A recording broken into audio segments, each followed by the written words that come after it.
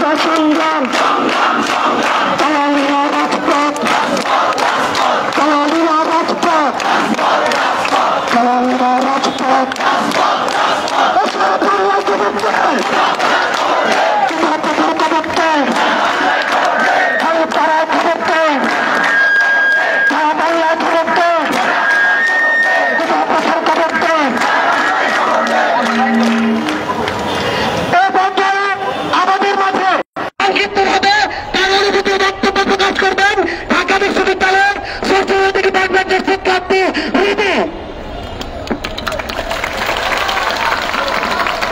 সংগ্রামী বন্ধুগণ, আজকে 2024 সালে দাঁড়িয়ে আমরা মনে করি না নারী সমাজ কোনো পিছিয়ে পড়া জনগোষ্ঠী।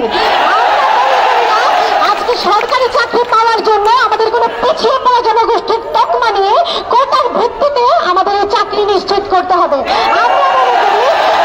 আমরা মনে করি আমাদের ভাইদের কাঁধে কাঁধ মিলিয়ে আমরা মেধার ভিত্তিতে এগিয়ে যাব।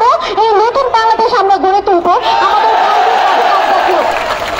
আমরা মনে করি শুধুমাত্র আদিবাসী এবং প্রতিবন্ধী জনগোষ্ঠীর জন্য কোটা বজায় রেখে কোটা সর্বনিম্ন যতটুকু কমিয়ে আনা যায় শুধুমাত্র আদিবাসী এবং প্রতিবন্ধীদের সেখানে ইনক্লুড করে সেখানে কোটা পদ্ধতি ন্যূনতম মাত্রায় কমিয়ে আনতে হবে।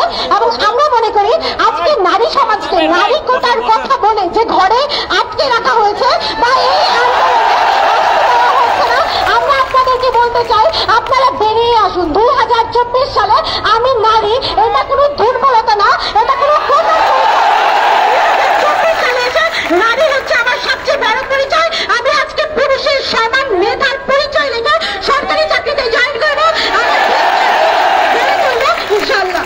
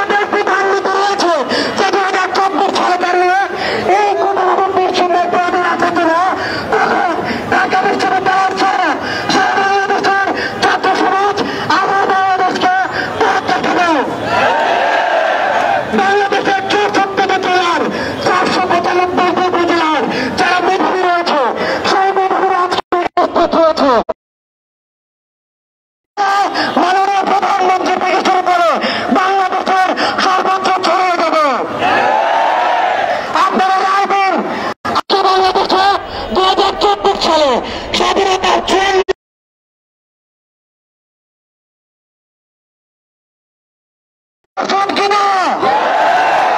তার মানে কি যারা অফিসার কর্মকর্তা কর্মচারী শুধুমাত্র তাদের সরকারি কর্মকর্তা কর্মচারী হবে? কৃষকের ছেলে কি কৃষক থাকবে? মজুরের ছেলে কি মজুর থাকবে? রিক্সার ছেলে কি রিক্সা চালক থাকবে? জেলের ছেলে কি জেলে থাকবে? তাঁতের ছেলে কি তাঁতে থাকবে? দিন মজুরের ছেলে কি দিন মজুর থাকবে? তাহলে এই যে মেধাভিত্তিক বাংলাদেশ সেটা এখন করা প্রয়োজন কিনা? চাকরিদার চাকরিদার মেধাচার মেধাচার চাকরিদার চাকরিদার তাদের সন্তানরা তারা কোটা কাজে লাগিয়ে স্কুলে ভর্তি হয়, তারা কি পিছিয়ে পড়া জনগোষ্ঠী? একই কোটা ব্যবহার করে তারা কলেজে ভর্তি হয়, তারা কি পিছিয়ে পড়া জনগোষ্ঠী? সেই কোটাকে ব্যবহার করে পরিবারের 5 জনই তারা হচ্ছে বিশ্ববিদ্যালয়ে ভর্তি হয়, তারা কি পিছিয়ে পড়া জনগোষ্ঠী? ওই মেধাচার চাকরিদার মেধাচার মেধাচার মেধাচার মেধাচার মেধাচার মেধাচার মেধাচার মেধাচার চাকরিদার চাকরিদার